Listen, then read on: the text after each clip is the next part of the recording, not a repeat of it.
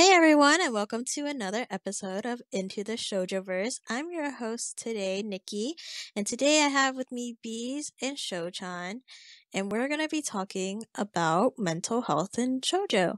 Personally, for me, this is like a topic that I feel pretty passionately about because I'm in the mental health field. I have a bachelor's in clinical psychology, and I'm going to school for social work for my master's, and I'm trying to do uh clinical social work and hopefully practice therapy as well. So mental health is a pretty big um, passion for me. But we're just going to talk a little bit about how it's been represented in shoujo and kind of just, I feel like, East Asian culture in general too. But first off, maybe we can catch up a little bit with everyone. How's everyone's week's been?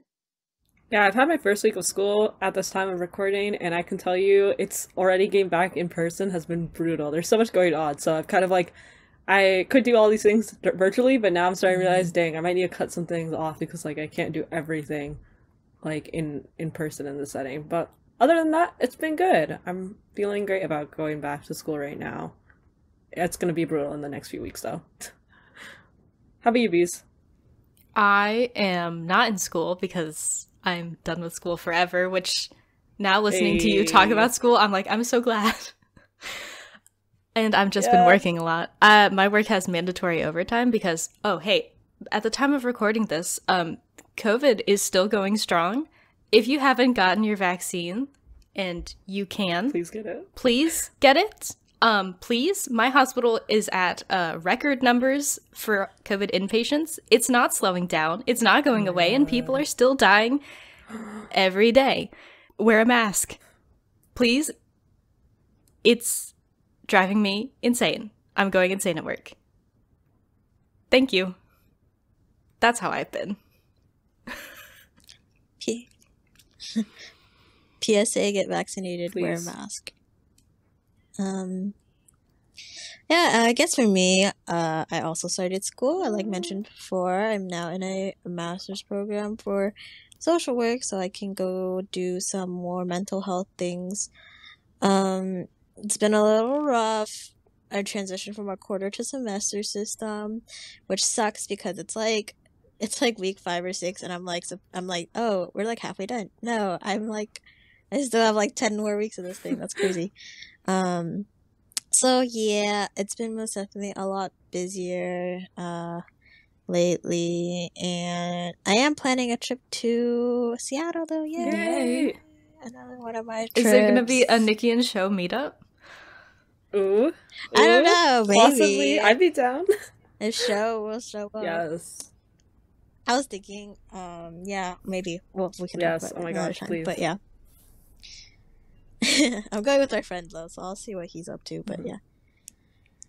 All right, let's just dive right into the topic then. Mental We health. should probably say like a quick trigger warning beforehand. Since we're talking about mental health, if you're Oh sensitive to yeah, this information, we might even talk about like self-harm and suicide. If you're sensitive to that stuff, you might not want to listen to this episode, and we can catch you next time. There's nothing wrong with that. exactly. Also, another disclaimer. Um, most of us aren't experts in this. Mhm. We're not really experts in this topic. Yeah. I wouldn't even consider myself an expert, even though I'm kind of like going through that field of study. But we're just kind of sharing our opinions about how mental health is represented in shoujo manga, or maybe some other um, broader categories of manga, webtoons, etc. Um, so yeah, don't take everything we say as either. Don't take it as any type of advice. Don't take it as any type of fact. Of course, just like everything else on our podcast, We're just you know, chilling. these are our opinions. Yeah. Yep. Well, what are some of the like big big mental health issues you see represented a lot in manga? In general, I can go ahead and start this one. Like in general, it's Yeah. usually like depression, anxiety, and to an extent, if it goes there, even suicide. So, there are some notable works around this. I feel like there's a lot of works both in shonen and shoujo that go into this. Um, but those are the most common things that I personally see. How about you, Bees? Yeah, pretty much the same thing. Just a lot of sad girl syndrome. Especially in shoujo, they target like the mental health issues that young girls will go through, right? So self-esteem issues, social relationships, with her family issues, and then all that jazz, right? I think in the more dramatic ones that I've seen, anything with like a tragedy tag, basically, there's some form of like post-traumatic stress disorder or like some like a little bit of like PTSD going on. A lot of PTSD going on, actually, now that I think about it. There's like a lot. It's like what I personally don't enjoy too much about the PTSD is that they tend to use it as like it almost seems like it's just there for like a plot point instead of actually like fully fleshing out that mental illness. But it's really just there as like a plot point. Which it will come up like one time, and then that's it. Yeah. Or it's like, I wouldn't say that it comes up as one time. I would say that the plot revolves around it, but then they don't really put much of an effort of like representing it in like a like it's just there just for the convenience of the plot. Like, I don't know why. What are some example series that you see of that, Nikki? So it happens a lot in K-dramas, which are based on a lot of webtoons. So like K-dramas, like What's Wrong with Secretary Kim? I was thinking of that one when I was in the shower this morning. Because I was trying to think, I remember one that has like this weird, super traumatic event that doesn't come up until like the very end. Yep. And it like shows itself in like some type of weird like phobia that they have. Yeah. Which, happens in real life, but it's like not exactly like it's not a lot of times like PTSD isn't dramatized like that or like represented like that. It's almost like maybe there are some like issues with certain stimuli or certain cues, but it's kind of, I don't know, it's very romanticized in a sense, like the PTSD. What's Wrong with Secretary Kim was like the biggest example that I thought of, because I was like, I remember, it was definitely the ones that I watched like later on after I've like gotten a lot of like, I've done a lot more study and training in like mental illnesses and stuff like that, where I was like, this is weird. Like why is this? That's like one. I recently reading another webtoon called I think it's like See You in My 19th Life or something. Oh, it's like on it's like licensed on webtoons. Oh, I think I've seen that one advertised. I've seen that advertised too. Yeah, I literally binged it. I literally binged it like 2 days ago. So that's also on my mind. They also have like there's definitely some type of PTSD going on with like the male character, the male lead. So yeah, but it's always like represented in like, oh, I can't do this, or I can't hang out, or I can't like look at this, or I can't like, I can no longer do this because, and it does happen in like PTSD, but it's most definitely a very like romanticized. I feel like it's not as common sometimes, but yeah. Do you feel that most of the time, most of the representation in shoujo is romanticized? That's just. Yep. Like in a broad sense? In a broad sense, yeah, I would say so too. There's a lot of like not as common like mental illnesses that are like brought up to and kind of more romantic. It's like I think part of it is just because it's like the nature of like we're reading stories, right? Like fictional stories. So then they tend to like bring about like not super common like mental illnesses, psychological illnesses, but those are the things like I feel like in the mental health realm, because in the profession you're not actually dealing with these type of mental illnesses, like things like multi-personality disorder. I think it's called dissociative identity disorder now, like the ones where you like switch different personalities, like that type of stuff. Unless you're like going into that niche field, if you're studying mental health in the broad sense, like those aren't the things you're going to be dealing with that often, but they get brought up a lot in like mangas and stuff, right, and animes, because that's just kind of like it's an extra, like, I don't know, it's like an extra plot point They're just kind of randomly there. Yeah. I think that's the thing about it, is that sometimes these issues are brought up, but then they aren't fully explored. So one thing I can say that is a good example, if we were talking about PTSD, one thing that immediately comes to mind is Violet Evergarden. Because I feel like we see PTSD in like a very complex form, not like a simple like, oh, I don't want to be reminded of this sort of thing, but like you see it trigger a memory, and then you see her apathy, and you also see her develop into like feeling empathy over the course of the whole series, especially with grieving over Gilbert and like connecting with people and connecting with their emotions. So it's just like, I felt like that was a very powerful representation of PTSD, where it was like a part that wasn't just a plot device. It was like part of her character, and you just watch her grow and kind of grow to heal from it.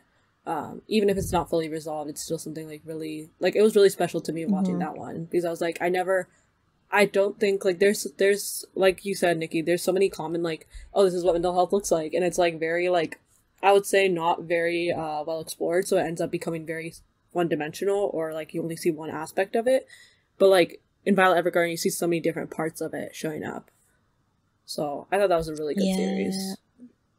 Yeah. I personally have not read Violet Evergarden, so I can't really comment too much on that. Yeah, you should watch it. I would highly recommend it. The movie's coming out on Netflix too, so you should watch it. The series and then the movie. Yeah. I have heard a lot of good things about it. Yeah, I watched it, and I also read I liked it so much, I found and read the light novels, and they were really good. But I think even if you said it wasn't fully resolved by the end, but I think that's important, because a lot of times in mental health, it's not ever fully resolved. Yeah, exactly. That's what I like about it. It's a bit more realistic in that way. Yeah, it usually takes years. I still remember this, like, fruits basket thing, right? Oh my gosh, yeah. Fruits basket's also like, now that I think about it, we didn't even mention fruits basket. I know, that's what I was, like, thinking at the beginning, too. And Fruits Basket's actually a pretty decent one.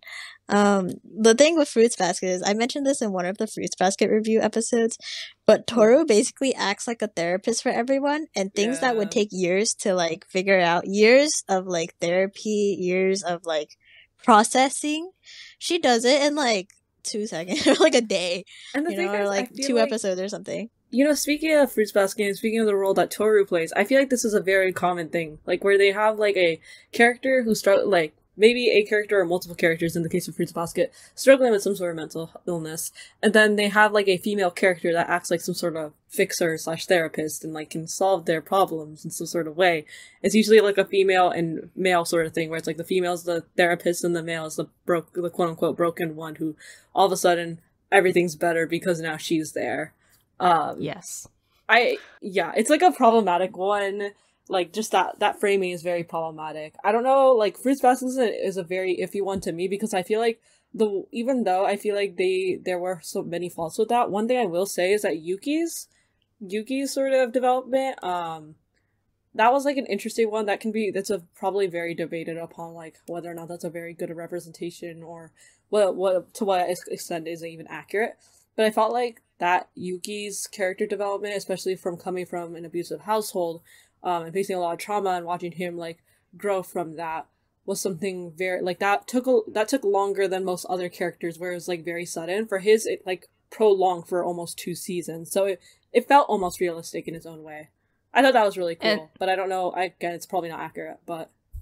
The other one, in Fruits Basket is, first, Fruits Basket tackles both mental and emotional abuse, and then also physical abuse. What's Horse Girl's name? Rin. Okay, Rin. Yes. At the end of the series, Rin still doesn't forgive.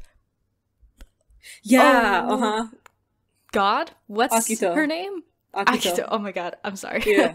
Rin still doesn't forgive Akito completely by the end, and I think that's really important. That's, like, one of the main things I picked up from, like, the last 1 or 2 episodes, and that really stuck out to me, because everyone else was like, okay, we forgive you, you've come clean, and then she was like, no, I'm literally traumatized by you, no, I'm not gonna forgive you. She did. I think Rin most definitely got, like, the worst of it from Akito too. Literally pushed off at some point. Some of the worst from it. Oh, yeah, and locked up. She was locked up. Cut hair. Yeah. So like, what's Rin Rin most definitely experienced some of the worst of that. Yeah, and I think just like a big thing is just a huge lack of therapists in general. In these things, they don't go to therapy ever. No one goes to therapy. I'm a big advocate for therapy. I think everyone should go to therapy, whether or not you think you need it. Like, it's actually at least like a few sessions are pretty good. I personally went to therapy myself. I freaking love therapy. Like, I think everyone should go to therapy. I saw this meme, and it was literally like what the world would look like if parents went to therapy, and it's like a utopia. And I like truly believe, I'm like, yeah, people need to go to therapy. Your parents especially need to go to therapy, because so much of like mental health issues stems from like childhood. Oh, that's another thing in like shoujo manga. Everyone's mental health issues don't come from the, or like sometimes they do, but like they often don't come from their parents. It comes from like other people. Bullying? How like, about? Yeah, bullying, mostly bullying. I think manga maybe artists that's like love to like do super bullying, like extreme bullying. Yeah, that's like some. I think that's just kind of maybe a commentary on Japanese society in general. Maybe because in like bullying is generally bullying school. I think bullying in schools are like kind of bigger in a lot of East Asian countries where it's more. It's not as like physical as the bullying. Maybe how bullying gets represented in America, but yeah. You were talking about how no one ever goes to therapy, and I think that in Japan, therapy isn't that common. Like a lot of people don't go, from what I've heard. Yeah, I mean East Asian countries in general, are not very good with just emotional processing. The mental health stigma is real in our like I know even for the community that I'm part of, definitely very real. South Asian communities. Yeah, even Asian Americans, like a lot of like I'm Asian American myself, and a lot of the issues that mental health issues that are talked about in that community is like stems from like I think the younger generation obviously gets it in America, right? Where it's like, right, you need to go talk about your feelings and you need to go process your emotions and process your experiences, and that kind of helps you grow and that helps you treat other people better. And a lot of the trauma that we face come from our parents. Yeah, but who grow up in a community where they don't talk about those things and they are asked to. Yeah, it's a very challenging thing. They just talk, and it's also hard because part of it is like when you have an immigrant family too, like your parents came here and kind of sacrificed a lot, so then on top of it, it's like over here, especially in America, they are even more inclined not to talk about it. Like they don't have anybody to open up to, especially if they're coming on their own. And then second of all, they're already a marginalized community here in America, so why would they express their issues, right? Yeah, it's most definitely really difficult, especially to find a therapist that could relate. Well, first of all, language barriers, right? So you have to find a therapist that understands the language well enough for you to express yourself, and also like you're not gonna. It's really hard to find a therapist that one understands the language and two experiences the same experiences you went through.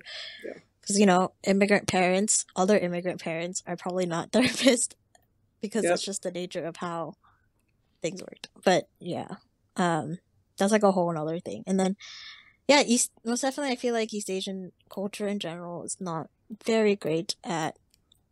It's like a lot of saving face, or like putting on that mask of like everything's okay. That idea of everything's okay like comes up so much in these manga when it comes to talking about suicide or depression. Like most of them try to put on a smile. Like this is how I kind of learned to understand mental health in manga when I read it at a younger age, where it was like, oh, they're putting a smile in front of everybody, but you can see like their backstory / like their own thoughts when they're alone, and you see a completely different reality there. So that's what your comment reminded me of, like when you're talking about like putting a smile to save face. That's what it reminds me of. Hey guys, Asa here. As I'm editing this episode, I really felt like I wanted to just jump in and make a comment of my own about how the way that keeping everything inside and hidden from other people in manga is portrayed as like noble. And that's the big problem I have with most manga portrayals, is that like at least maybe an older series, maybe it's changing now more recently, but there's this thought that if you don't let anyone see what you're going through and you just grin and bear it, like it somehow makes you good or noble. Like it somehow makes you strong. And like, that's so opposite of the point. The point is that you're not, the real thing that's going on there is you're not dealing with the trauma. You're just, it's not noble to hide what you're going through. Doesn't make you strong. That makes you, in my opinion, I think it makes you scared to rely on anyone else. It makes you untrusting. So that's just my note, is how a lot of manga portrayals, I think they just really approach people keeping things in the wrong way. It's almost going back to that romanticizing it, portraying it as like a very noble thing. Anyway, that's my note. I just really had to jump in and say that. Thank you.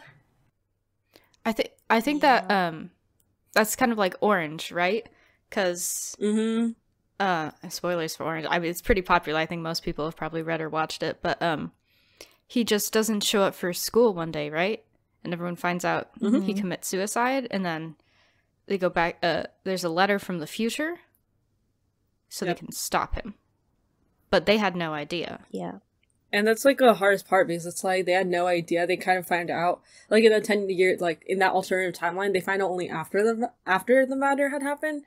And it was sad watching that series a little bit, because I think this was actually this was one of those where people also have debated views on whether or not it was an accurate representation yet again. But I feel like this one really got at like the whole Kakaru is the character who's dealing with these, especially suicidal thoughts. Like he really did a good job, like showing up to school and making it seem like nothing was wrong. Like he really did like everything he could, where it was like you wouldn't. That's what everybody else said too. They're like, we wouldn't have suspected him to have been struggling with that. And so it's just like, dang. That's what a lot of people. That hurt. You'll hear a lot in reality too, is when real life, yeah, if someone commits suicide, a lot of people say we had no idea they were struggling with anything.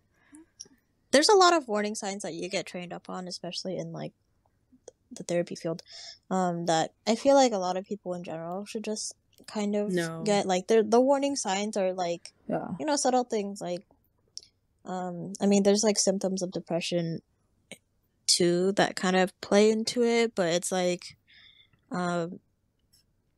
like hygiene wise, like your hygiene starts to like fall, or like I don't know what I'm like blanking out on like the proper terminology, but basically your hygiene suffers, right? Yep.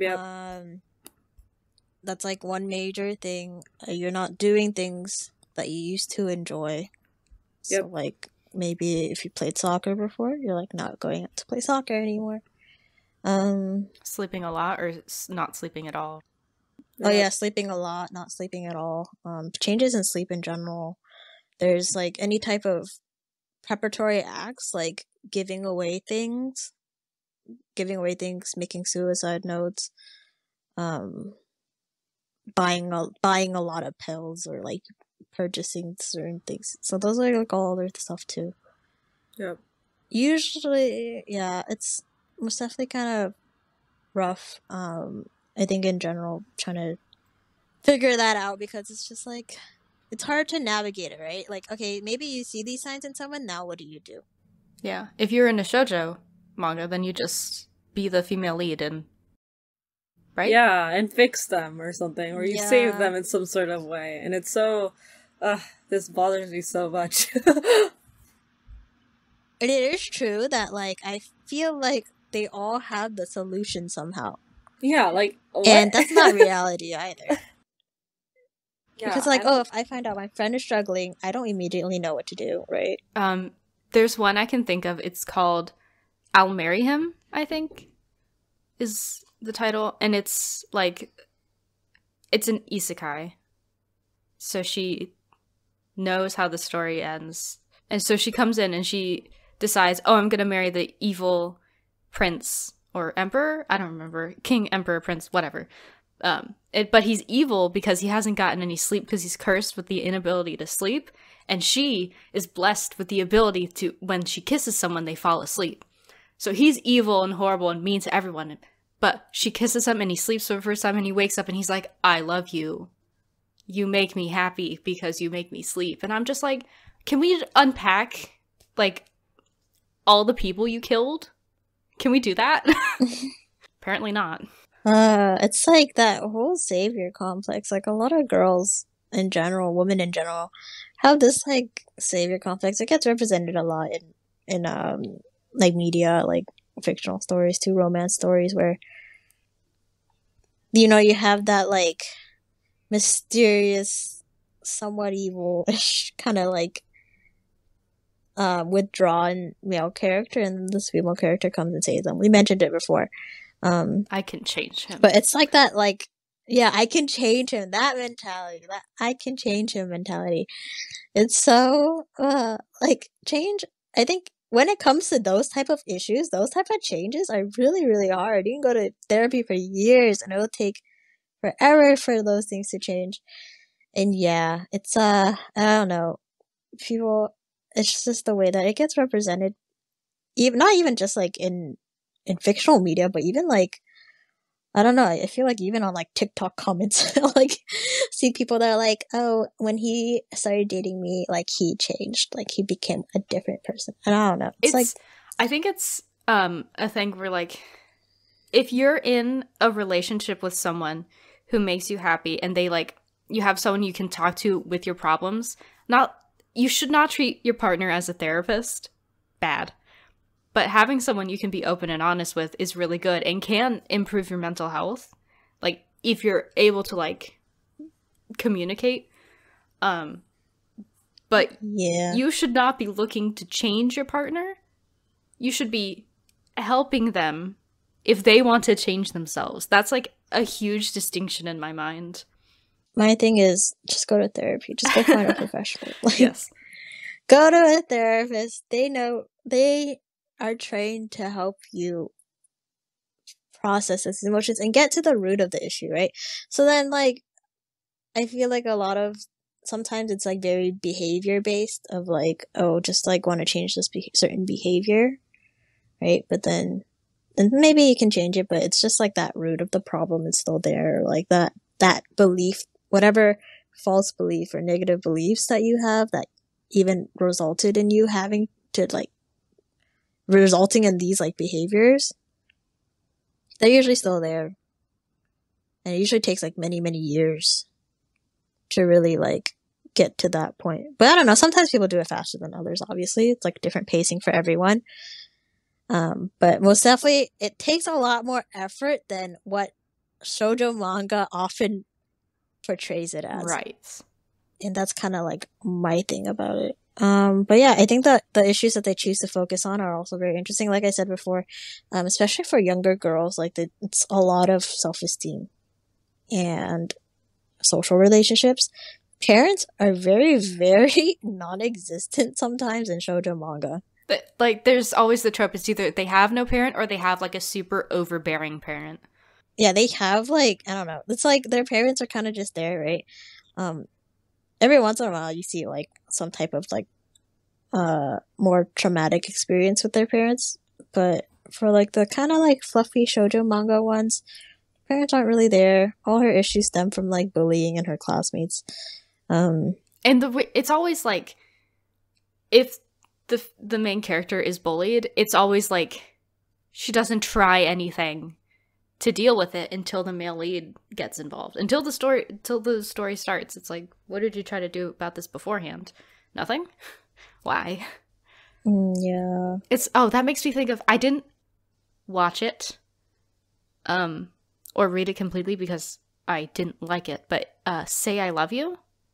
Oh my god, okay, I watched this and I disliked it so much, and I watched it even as, like, a younger person. I watched it. So, like, a lot of people at my age at that time were like, oh, Say I Love You is so great, and I was like, I don't know how I feel about that. It's because she was, like, super intensely bullied. Like, they would put, like, razors in her shoe locker, right? Or something like that. It was really, like, messed up. I just remember that, and now that you point that out, I wouldn't be surprised if that was the case. and she was like one of the she just was cold because of it. And then at some point the male lead came in and he just like his existence solved things.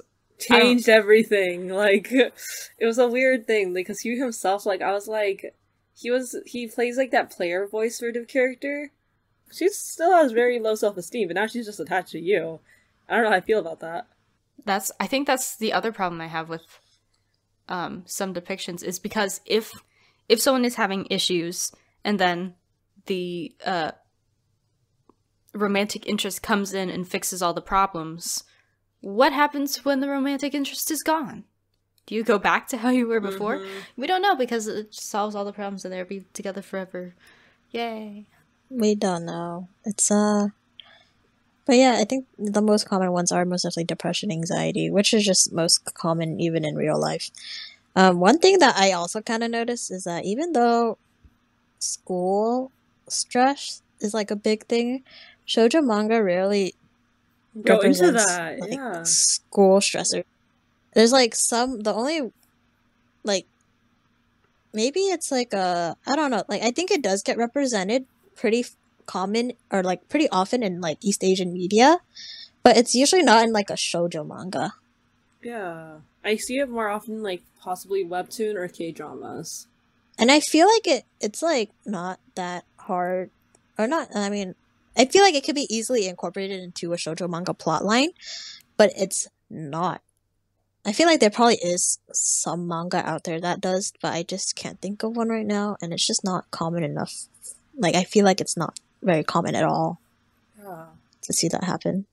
It's always very, like, when it comes to mental health, now you bring it up, it's like, there are things that that some people personally struggle with, and I feel like most of these, they try to make it something like that, but then it always ends up being in relation to a relationship. So, it's just like, I don't know how I feel about that, you know? Like, someone goes and someone themselves is the solution to their problems, and then everything is now happy all of a sudden. I was gonna say, there are certain mangas that, like, will show different types of people with different types of issues, like Cat Street or like Paradise Kiss, I think is kind of one similar, those two. Where it's like, you know, those type of it kind of is a little bit of a trope where it's like a manga with like a hodgepodge of like people, like a group of like 4 or 5 people. They all kind of have their own story, and they all kind of have their own issues. Like, that's also a bit of a trope because it happens in a few mangas where they just like kind of have those issues. Yeah, this reminds me, when you bring that up, it really tells me Fruits Basket, where there are so many different like characters and so many different like issues for each character. Yeah. I want to go into like transitioning to more specific shoujo. I feel like we've started talking about these. We've said Orange. We were talking about Say I Love You. What are some other ones that we can think of? I know Kimi ni Todoke is an interesting one in its own way.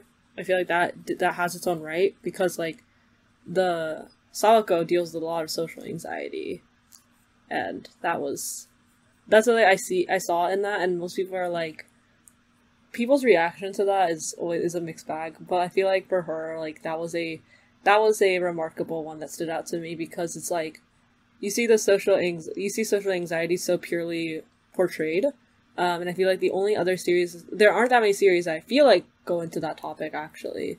The other series I do see that have gotten into it, like I think A Silent Voice did a really good job with that too, but I'm really happy to see like we see a female lead kind of struggling with that. And also, she doesn't necessarily, like, even by the end of the series of the anime, I haven't read the manga, even by the end of the series of the anime, even though she ends up with Kazuhaya, doesn't mean that she, like, you know, all of that is gone. She's found a group of friends, she's, like, slowly becoming, like, more confident in herself, which is really beautiful to see. I like that one a lot, too, for that representation.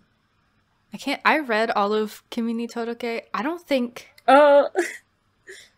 I'm trying to... I don't recall feeling like, maybe I think I binge read it, so I probably didn't absorb it too much, but I don't recall like relating her to social anxiety that much. Really? Okay. I feel like it was more apparent in the beginning. That's the thing. From what I remember in the beginning, she was just like really quiet. Okay. But again, I binge read it, and I think it was really long. It's... I probably read it in like 2 or 3 days. I really want to read the manga so badly, but it's so long. Because I struggle with social anxiety, and COVID made me, because I wasn't going out because of COVID, and I wasn't talking to people, made me kind of forget about it, and then I started like going out into the real world again, and I was like, oh shit, I still have these problems.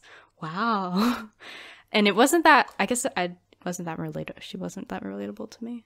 So maybe it was just me. No, I mean, if you feel that way, then you're totally valid on that, first of all. And also, like, I think that's a really important thing you brought up, like, going from COVID to, like, all of a sudden having that happen. Oh my gosh. Yeah. I was like, oh my god, I'm like a functional human being, and then I went out into the real world, and I said, no, I'm not. Actually, no. No, I think, like, I feel like this is, our society is so conditioned to, like, you know, to think that those things, you can't be somebody, a functional human being, if you exhibit those issues, which I don't think is true. So. Yeah, of course not. But I think that's why representation in media in general is important, and accurate representation. Yep. Instead of being romanticized like it sometimes is. Yeah. Well, okay. So to be diagnosed with a mental illness, like one of the biggest for any type of like mental illness diagnosis, well, the one criteria that usually has to be met is that whatever issues you're having, it interferes with daily functioning and daily life. So you could, if it's usually you wouldn't get that diagnosis unless it's like doing something that's making it difficult for you to perform your like day-to-day tasks or some type of functioning. So that's like usually like a DSM-5 thing. Like it's a criteria for usually any type of diagnosis. Because then at that point, it's like if you're not having issues with like your daily life, daily functioning, then it's like why are you, like what is the point of seeking treatment in a way? Yeah, but that is also like one major thing of usually mental health diagnoses. And I guess kind of the thing with shoujo is if they struggle with it at the beginning, I guess it's I mean, in real life too, you only struggle with it sometimes. Well, I mean, it's not like it doesn't have to be like every day, but like what I'm saying is that it's causing difficulty in some type of functioning, right? Or like it's causing issues in your life when you try to do things. That's like, I mean, I could look. And that's usually like a general criteria for any type of like diagnosis. And I mean, depending on who's diagnosing you, it could probably be taken however way that they interpret it. Have you guys haven't read Sekine-kun no Koi, right? Or you have? I don't think so. I've only read no, a that's little bit is of that the it. knitting? Is that the knitting one you mentioned? Yeah. That one, I think it's pretty popular. It made me really uncomfortable to read because I think the depiction was something about the way it was written made me like uncomfy. But I made myself finish it, and I'm glad I did. It features a main character who is like really handsome. He's really good at everything, and everyone loves him. But he's been like sexually abused in the past, and the way he doesn't cope very well. But he goes to I don't remember the details, but he learns to knit at one point, and he becomes basically obsessed with knitting, like. That's all he does all the time, and he's made hundreds and hundreds of like toys and socks and stuff. And that, I don't know, that just made me, when you said how it interferes with daily life, that made me kind of think of it. Because that's all he did was knit and knit and knit.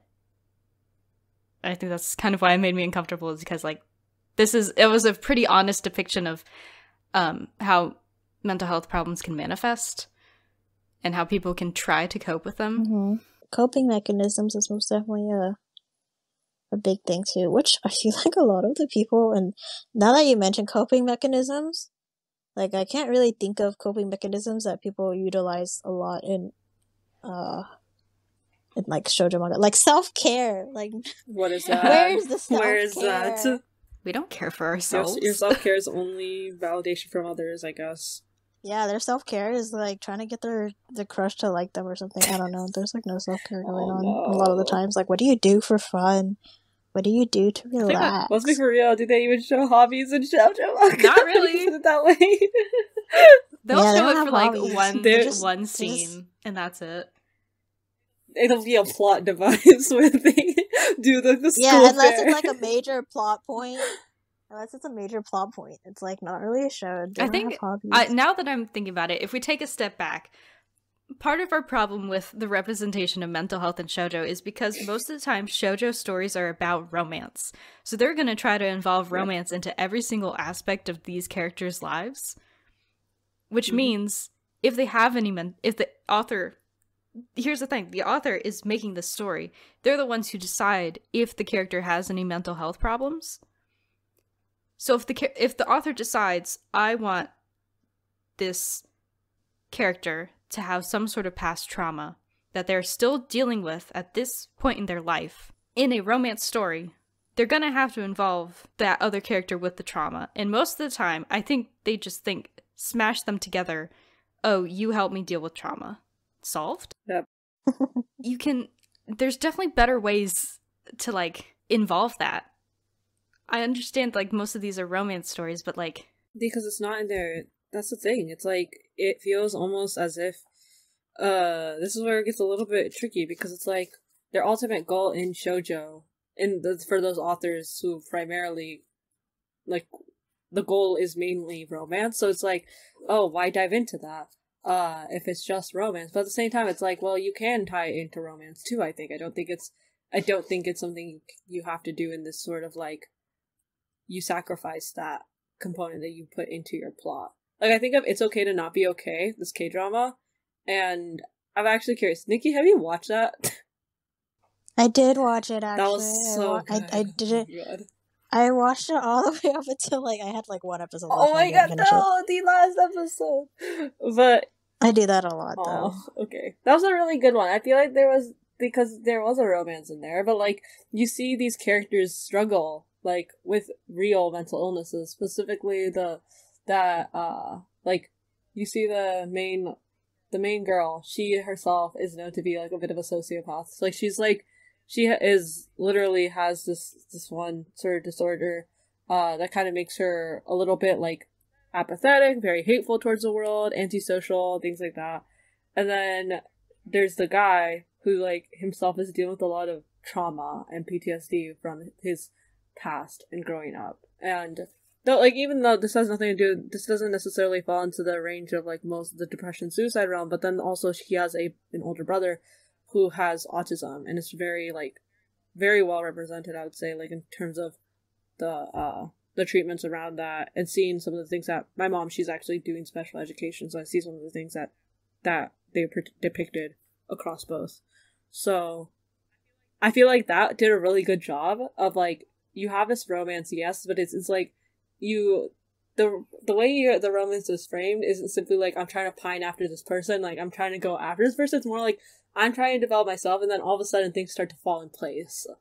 I felt like that was really beautiful, and I feel like shoujo manga, they really tried to, like, do this whole, like, they don't have anything else in their life besides this person that they're thinking about. And I'm like, why? And I understand that most of the time shoujo is for a young, like, we are over the intended demographic. We are over the target demographic, yes. So they do have to make it simpler, but I think if you're going to represent it, you have to do it well, and sometimes it's just not, and it's kind of on the author to make sure that representation is good. And I understand, like, the want to introduce young girls to the concepts of, like, depression and anxiety and PTSD and all of that, but, like, it's not all saved by a boy, please. Please? Part of it is just trying to make multi-dimensional characters, right? Right. But you don't have to be traumatized to have multiple dimensions.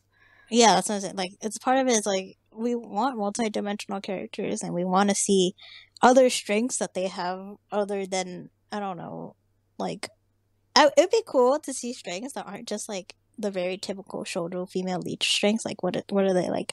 Like caring. I don't know, being nice all the time. Like, they can have other strengths too. I was also thinking, Sho, you said you were talking about that one K-drama, and you mentioned autism and things like that. Autism and Down syndrome and stuff like that is almost, can hardly think of any that even come towards those topics with a 10-foot pole. Yeah, not at all. There's like, I can't even think of one. Like, I'm trying to like just have some random image of like any type of like learning disorder being portrayed in manga style panel wise, and I like can't think of a single which one. is not good. I think if someone were to do that, it would be most definitely really interesting to see it drawn out, because I feel like it's pretty difficult to portray without like seeing it in like a movie or something is like makes sense. Like, you can kind of see that, but I feel like portraying it as a comic would be kind of interesting. Right, that's something, if you wanted to include that, you have to put a lot of research, and you'd have to really care about that. Not saying that mangaka don't care about what they make, but it would have to be something very specific, I think. It's the same thing with if you want to include a character with like a major physical disability. A lot of times they don't want to just throw that in. They're like, hey, this girl has a prosthetic arm. We're just not going to talk about that. Representation in general in shoujo manga is just not very fantastic. I think it's a little better in josei. But again, it's because it's for an older demographic.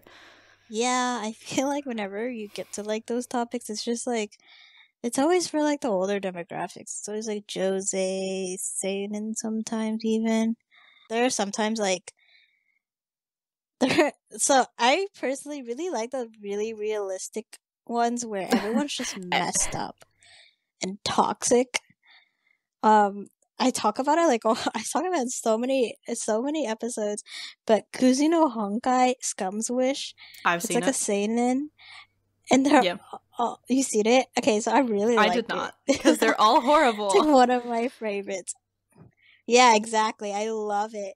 It's like they're just so toxic. The therapist in me wants to just like really, psychoanalyze them because they're all so messed up. It's like the girl likes the teacher and the guy likes the nurse, right? And then they both know they can't... Something like that. They both know they can't get with them, so they get with each other and they call each other by the other name. And it's gross. And it's gross. Yeah, it's really messed up. Which one? Really Sorry, I was not. Scum's Wish. Oh my gosh, Scum's Wish.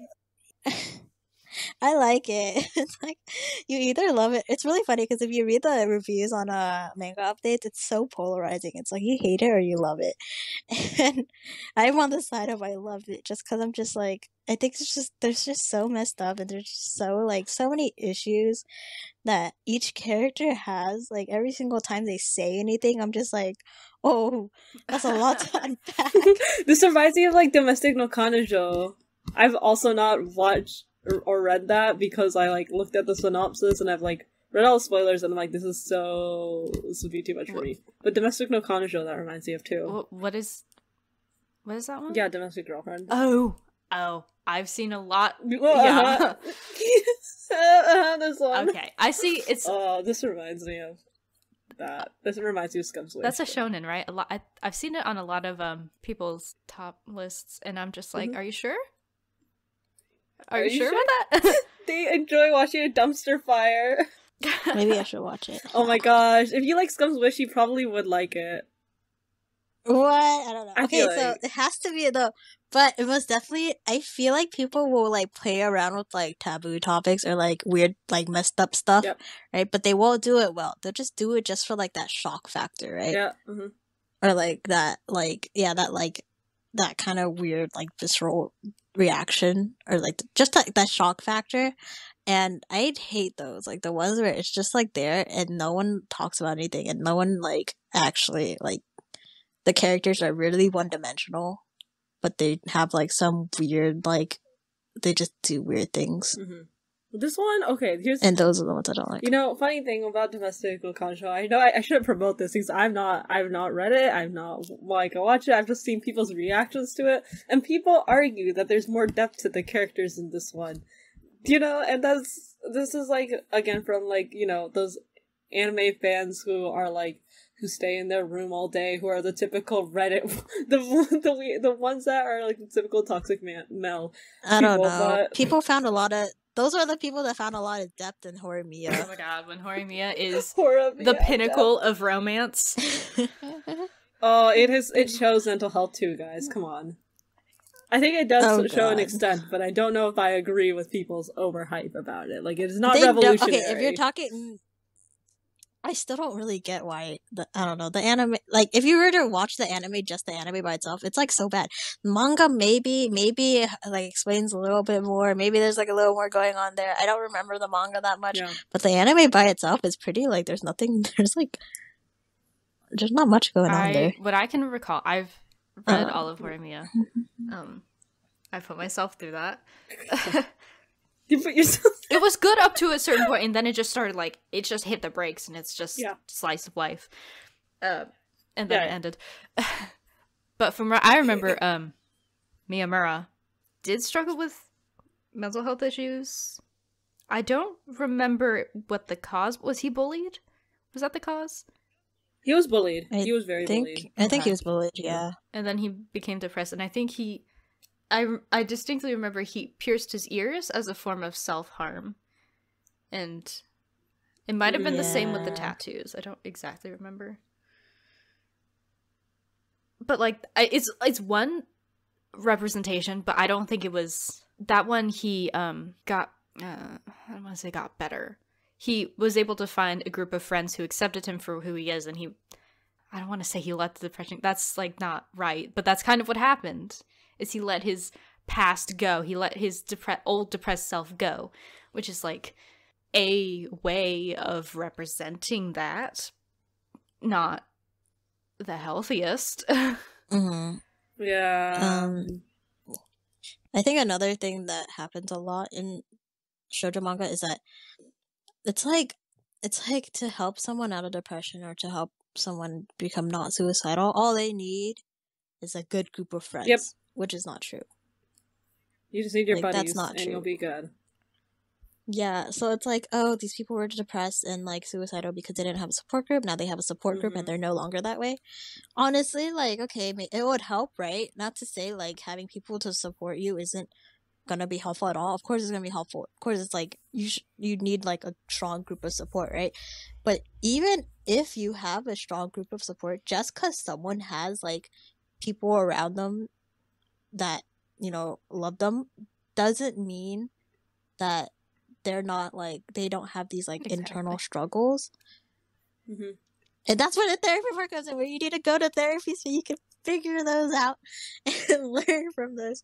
But a lot of it is like, yeah, just because you have friends doesn't mean you're not suicidal. And it puts a lot of, like, this societal pressure of, like, you need to, like, be friends with people, be friends with the people who don't have friends, be friends, be, like, this person for someone, like, as if you are the one thing that can, like, stop someone from becoming suicidal, or, like, you could have done this, or you should have been this, or you should have been this much better friend or person to them. And it's just like, really bad pressure on, like, people to feel as though, like, it's their fault when someone does, like, commit suicide. And when you were talking, it made me think that, like, most of the time, from what I can recall, seems to be, like, some sort of source to all the problems, whether it be, like, a death in a family, bullying, a traumatic event, etc. When in real life, in reality, sometimes there isn't even. Like, some people just have depression. Well, a lot of it's, like, minor things, too, that, like, sometimes could contribute, not, like, one big event. It's, like, hard to represent, too, in, like, a however many panel manga, however many chapters. And I think to kind of, like, wrap this up, mental health is a very complex issue that is very hard to represent. There is some good representation. There is also some bad. In the end, a boy does not fix your problems. Unless he's your therapist. Yeah. He's your therapist. Oh my god. Yeah. Even then, like, that's also even... Yeah, but yeah. That gets conflicts too, you see. Basically, mental health is just really difficult in general. And manga coming from a place where mental health is just not really existent either, like, that's like also a whole nother thing. Like, mental health being represented pretty poorly just because it's kind of representative of the society too. I really just want to see a character go to a therapist. Like, that's...